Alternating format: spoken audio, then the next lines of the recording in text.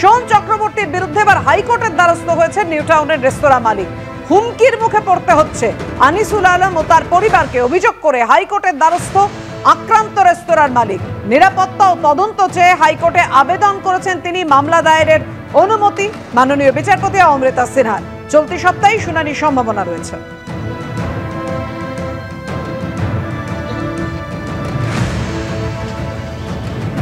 আজকে আপনার বুধবার হয়ে গেল, এখনো পর্যন্ত কোনো রকম ইনভেস্টিগেশন আমি আমার দেখতে পাইনি। তো আমি হাইকোর্টের দ্বারস্থ হয়েছে। বিচার ব্যবস্থার উপর সম্পূর্ণ আস্থা আছে, সঠিক বিচার পাবো। এই জন্য কি বিচার চাইছেন? মানে হাইকোর্টে আপনার আবেদন প্রপারলি ইনভেস্টিগেশন হোক, প্রপারলি, এটাই। মানে আপনি কি সোহমের অবিলম্বে গ্রেপ্তার চাইছেন? অবশ্যই চাইছি, নিরাপত্তার অভাব তো বোধ করছি। দেখুন, এখন যেহেতু আমি ফাইল করেছি হাইকোর্টে, এই ব্যাপারে আমি এখন কিছু বলতে পারবো না। পুলিশের যে তদন্ত তাতে কি আপনি খুশি? একদমই না। না, সেই জন্যই তো হাইকোর্টে আসা। খুশি নন কেন? 5 দিন হয়ে গেল, এখনো পর্যন্ত চোখের সামনে আপনারা দেখলেন আমাকে মারলো, পুলিশ কি করলো এখনো তো আমি বুঝতে পারছি না পুলিশ কি করলো। অবশ্যই। সোহম চক্রবর্তী একজন বিধায়ক, একজন জনপ্রতিনিধি। কি এই আচরণ সমর্থনযোগ্য?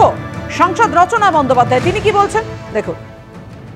প্রত্যেকটি মানুষ আলাদা, প্রত্যেকটি মানুষের চিন্তাভাবনা আলাদা। কে নিজের জীবনটাকে কিভাবে সামনে তুলে ধরবে, মানুষের সামনে তুলে ধরবে, সেটা তার নিজস্ব ব্যক্তিগত ব্যাপার। আমি আমার মতন, সোহমের মতন।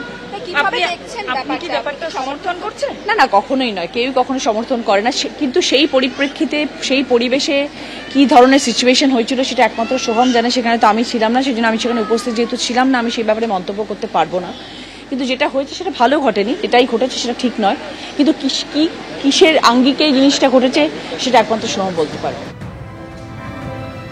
সোহম সম্পর্কে ভুল বোঝানো হয়েছে, সোহম ঠিক কাজ করেনি, হয়তো ভূত চেপেছিল। কি বলেছেন মদন মিত্র শোনাবো। আমি যখন সোহমের ব্যাপারটা ইন্টারফেয়ার করি তখন আমাকে কেউ খুব মিসগাইড করেছিল এবং পুরো স্টোরিটা আমি ভালোভাবে পাইনি। বিবেকানন্দ বলেছিলেন টু এয়ার ইজ হিউম্যান, তার সঙ্গে পরের কথাটা হচ্ছে to rectify the error is more than human. তো আমি রেকটিফাই করার চেষ্টা করেছি এবং আমি মনে করি যে ঘটনাটা খারাপ হয়েছে। সো আই এম সরি দেব, আমি না জেনে, পুরোটা না জেনে বলেছি। কাজটা ভালো হয়নি, কিন্তু সোহম এরকম করার ছেলে নয় বলেই আমরা বলেছি।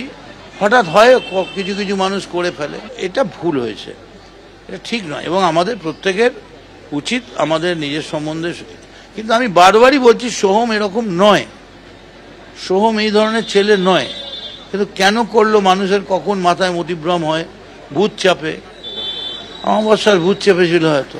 দেবকে আমি কিন্তু মন্তব্য করিনি, আমি বলেছিলাম না, ঠিক দাদাগিরি বলিনি। আমি বলেছিলাম উত্তম কুমার, প্রসেনজিৎ, রঞ্জিত মল্লিক, সৌমিত্র, এদের পরে যে যুগটা আসছে সেখানে দেব একটা ফ্যাক্টর।